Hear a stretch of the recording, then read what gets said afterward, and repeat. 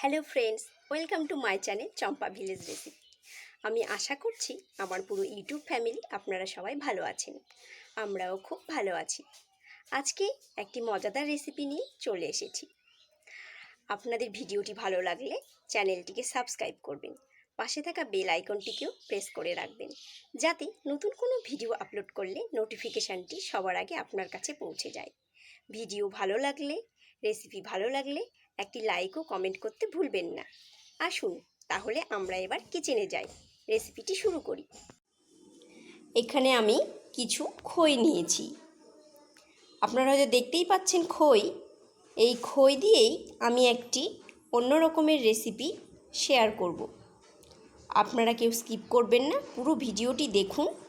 ভীষণ সুন্দর ও মজাদার একটি রেসিপি নিয়ে চলে এসেছি। খইগুলো আমি একটু জলে ভিজিয়ে রাখবো। আমি এই খইয়ে একটু জল দিয়ে দিচ্ছি।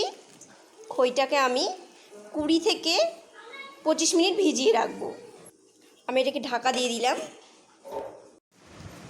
আমি খইয়ের যে রেসিপিটি বানাতে চলেছি তার জন্য এখানে আমি প্রয়োজনীয় উপকরণগুলি নিয়ে নিয়েছি। এখানে আমি একটু আদা বেটে নিয়েছি, একটু কালো জিরে নিয়েছি, একটু সাদা তিল নিয়েছি, এই আলুগুলো সেদ্ধ করা আলু নিয়েছি 2 খণ্ড, একটু বেসন নিয়েছি, একটু চালের গুঁড়ো নিয়েছি, আর এখানে কিছুটা লঙ্কা কুচি। এবার এগুলোকে আমি অ্যাড করব খইয়ের সঙ্গে। খইগুলোকে আমি ভিজিয়ে রেখেছিলাম।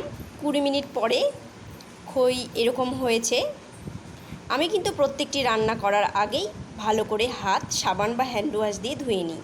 খাবার আগে যেমন হাত হ্যান্ড ওয়াশ করা প্রয়োজন, তেমনই রান্না করার আগেও হ্যান্ড ওয়াশ করাটা ভীষণ জরুরি। এবার আমি সব উপকরণগুলোকে এখানে এক এক করে মিশিয়ে নিচ্ছি।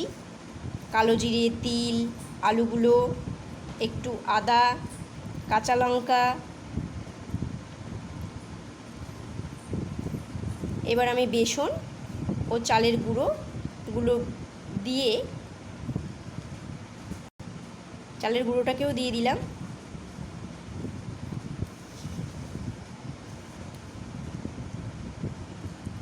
এখানে আমি একটু নুন দিচ্ছি, স্বাদ মতো নুন। এখানে আমি একটু হলুদ গুঁড়োও অ্যাড করব, একটু জিরে গুঁড়ো দিয়ে নেব। এবার সমস্ত উপকরণগুলো দেওয়া হয়ে গেছে। এবার আমি এগুলোকে সবগুলোকে ভালোভাবে মেখে নেব। ভালোভাবে সবগুলোকে মিশিয়ে এভাবে মেখে নেব। এখানে আমি একটুখানি বেকিং সোডা দিয়ে নিচ্ছি, খুব বেশি দেব না।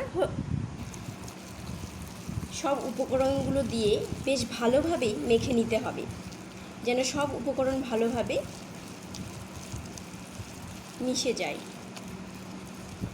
এটা কিন্তু আমাদের দিদা ঠাকুমাদের রেসিপি, ভীষণই মজাদার একটি রেসিপি। এইভাবে বেশ খানিকক্ষণ ভালোভাবে মেখে নিতে হবে। এইভাবে যত আমি ফেটিয়ে নেব এভাবে, তত আমাদের বড়া বা পকোড়া মুচমুচে হবে, টেস্ট হবে, ফুলবে, খুব সুন্দর হবে। কড়াতে তেল দিয়ে দিয়েছি, তেলটা বেশ গরম হয়ে গেছে। এবার আমি এই বড়াগুলোকে একটা একটা করে ছাড়বো। এটি এইভাবে আমি একটু ছোট ছোট করেই ভেজে নেব। এইভাবে আমি সবগুলোকে ছাড়লাম। এগুলোকে আমি একটু মিডিয়াম হিটেই ভাজবো। মিডিয়াম হিটে ভাজলে এর ভেতরে কাঁচা ভাব থাকবে না। এবার আমি এগুলোকে আস্তে আস্তে একটি একটি করে এইভাবে উল্টে দেব। এপিট উপিট দুপিট ভালোভাবে ভেজে নিতে হবে। একটু বেশ লাল লাল করে ভেজে নেব। এইভাবে বেশ লাল লাল করে ভেজে নিচ্ছি। বেশ লাল লাল করে ভাজলে এটি মুচমুচে হবে। এটি হলো আমাদের দিদা ঠাকুমারা যখন বাড়িতে আত্মীয় আসতো, তখন তো এত রেস্টুরেন্ট ছিল না, তখন বাড়িতেই হোমমেড এইভাবে ঘরে থাকা জিনিস দিয়েই সুন্দর সুন্দর রেসিপি তৈরি করে ওরা অতিথিদের আপ্যায়ন করত। এগুলো আমার ভাজা হয়ে গেছে, আমি এগুলোকে এখন তুলে নেব। এইভাবে আমি বাকি সবগুলোকে ভেজে নেব। আমার এই খইয়ের বড়ার রেসিপিটি কমপ্লিট হয়ে গেছে। আমি এটি সম্পূর্ণ নিরামিষভাবে করেছি। আপনারা চাইলে এটিতে একটু পেঁয়াজ কুচি, একটু রসুন কুচিও অ্যাড করা যায়। ভীষণ টেস্টি এবং মুচমুচে একটি রেসিপি। এটি বেশ ক্রিপসি হয়েছে, বেশ মুচমুচে হয়েছে, খেতে ভীষণ সুন্দর লাগে।